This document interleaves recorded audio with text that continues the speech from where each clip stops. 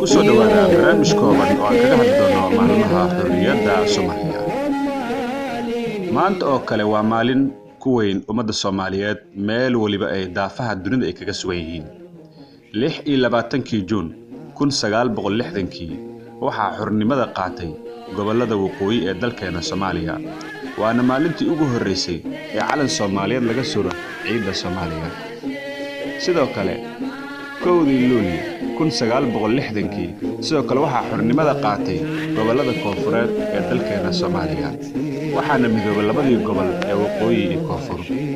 waxaana isla kolkii la dhisay dawlad midnimo qaran taasoo majaraha u qabtay Rabbi naxariistii Janneebaha ka waraabiyay Aadan Cabdulle Cusmaan Aadan Cadde.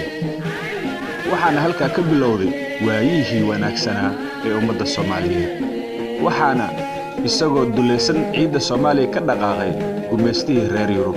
hase yeeshee waxa uu kaga tegay fikirkiisii sunta lahaa, afkaarihiisii dulliga ahaa iyo ciidda Soomaaliya kaga dhaqaaqay, taasoo ugu dambeyntii Soomaalidii dhaxashiisay in ay la noolaadaan dhibaatooyinka ilaa maanta ay ku nool yihiin.